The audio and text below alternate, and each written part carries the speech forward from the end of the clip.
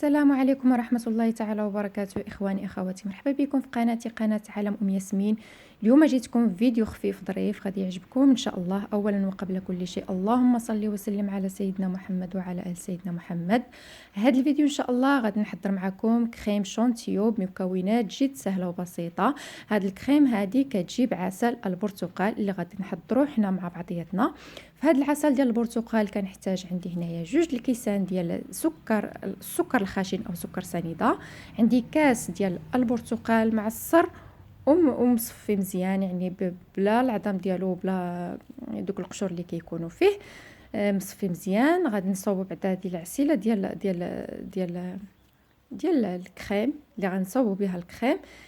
كنخلطوا المكونات جيدا، كنحطوهم فوق نار هادئه جدا جدا جدا، وتنبداو نحركوا فيها على المهل ديالها حتى كيذوب داك السكر مزيان، وكتبدا تعلق لينا، كتكون على شكل عسل اللي هو باش غادي نحضروا هذا الكريم شونتيو. كتجي في المذاق ديالها هائل هائل، زعما يعني شي حاجه اللي زوينه بزاف وسهله وبسيطه، يعني متواجده في كل بيت. يعني البرتقال تبارك الله راه موجود وكل شيء راه موجود الحمد لله. هنا كنبدا بالتحريك بالمهل ديالو. ضفت ليه واحد نصف، ماشي نصف، شويه ديال البرتقال هكاك بقشور ديالها، باش تعطي لي واحد النكهه اكثر ديال البرتقال في العسل ديالي. هنايا من بعد ما بدات كطبخ كنزول ليها ديك الكشكوشه الصفراء اللي كتطلع كما كنقولوا، كنحيدوها باش ما كتخسرش لينا، كتبقى لينا مده اطول ملي كنساليو منها. يعني نقدروا نستعملوها ماشي غير في الكريم شونتيون، نقدروا نستعملوها في اي حاجه. هاد العسل هادي نقدروا نستعملوها، نبغيو نديروها في بسبوسه، يعني البسبوسه نسقيو بها البسبوسه. هاد العسل هادي كتجي رائعه جدا بالنكهه ديال البرتقال. يعني مكونات جد سهله، ماشي شي حاجه اللي صعيبه بزاف، والخدمه ديالها سهله، ماشي شي حاجه اللي كتطلب منا مجهود كبير. صافي كنخليوها كتغلي مزيان. ملي كتبدا تغلي غادي تبدا تقال لكم. ملي تبدا تقال حيدوها وخليوها جانبا. من بعد ما كملات هنا عندي العسل، ها هي كملات. راه ملي خليتها راه زادت تعقادت، يعني دابا راه باقا سخونه، ولكن انا ما بغيتهاش تعقد على حساب الكريم اللي بغيت نصاوب. الا شفتوها نتوما تقالت بزاف زيدوها شويه د العصير ديال البرتقال، يعني ما خصهاش تكون قاصحه بزاف لحقاش حنا بغيناها جاريه. عندي هنايا عفوا هاد الاناء هذا عندي 2 بياض البيض وواحد الخنيشه ديال الفاني، كنطربهم حتى كتبان ديك الكشكوشه البيضاء، ونبدا نضيف العسل ديالي. عندي كاس ديال العسل العنبه. من الافضل ديروا غير نص كاس لحقاش انا جاتني حلوه بزاف. انا كنقول لكم كل شيء، يعني نقول لكم الحاجه اللي صدقات والحاجه اللي ما صدقاتش باش نكونوا مفاهمين بهذا الشكل هكا. صافي من بعد ما كتطلع ديك الكشكوشه كنضيفوا واحد الكاس ديال العسل، يعني كيكون جاري. الا جمد ليكم كتضيفوا ليه، كتسخنوا شويه وكتبداو تضيفوه بالمهل ديالو. الا ما بغيتوش تجيكم حلوه بزاف ديروا غير نصف كاس. انا جاتني حلوه بزاف، ديروا غير نصف كاس. كتعجبكم الحلاوه ضيفوا لها هذا سميتو، عفوا ضيفوا لها الكاس كامل، ولكن من الاحسن تضيفوا غير نصف كاس. مثلا الا بغيتو ديروا شي اضافات بحال نكهه الفريز، او لا نكهه ديال الكراميل، او لا نكهه ديال الشوكولات، يعني اي حاجه بغيتو تضيفوها، ولكن من الاحسن تكون غير نصف كاس. انا عندي هنايا درت ليها كاس كامل، جاتني حلوه بزاف. كنستعملها لبزاف ديال الحوايج. هاد الكريم كتجي زوينه بزاف، ممكن دير بها لي طارط، ممكن دير بها زعزع.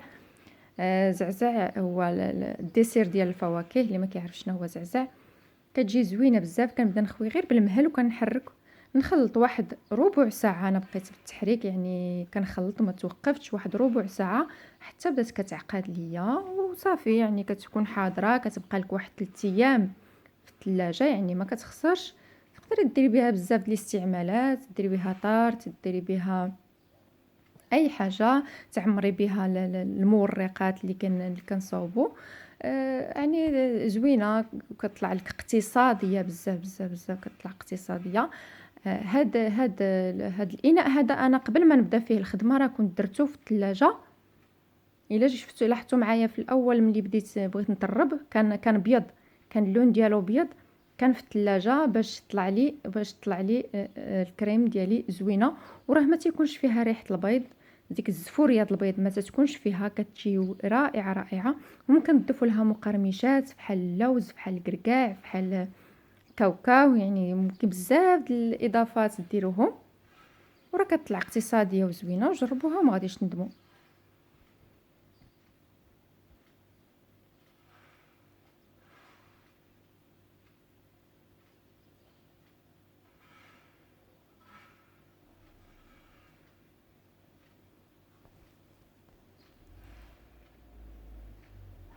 كنبقى مستمرة بهاد الطريقة، يعني صافي حتى تنجمع كما شفتوا معايا، حتى اللون ديالها كيطلع رائع.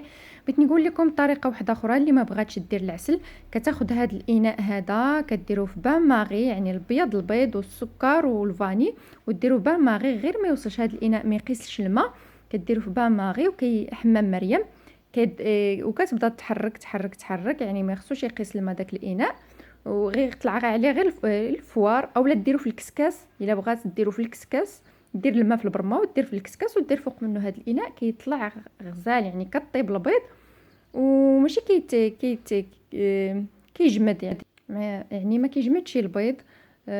كيبقى كتطلع الكريمه غزاله. يعني كاين بزاف ديال الطرق باش غادي تصاوبوا هاد الكريم شونتيو هادي. هانتوما كما شفتوا معايا راه ما بغاتش تحيد لي حتى من دوك الروس ديال الطراب. عييت ما نحاول فيها والو، ما بغاتش تحيد.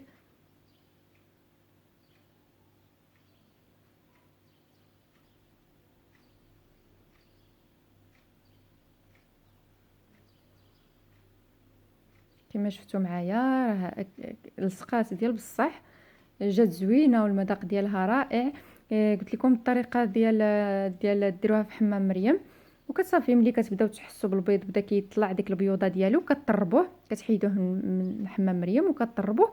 وكديروا الاضافات ديالكم نتوما، بحال المنكهات، بحال نكهات الفريز، بحال اي حاجه عندكم. من الاحسن هاد الكريمه هادي ديروا لها نكهه ديال الفريز تكون غبره، كتطلع زوينه بزاف وكتبدا تبقى عقده. وكانت هذه هي الكريم ديالنا، كتجي زوينه بزاف.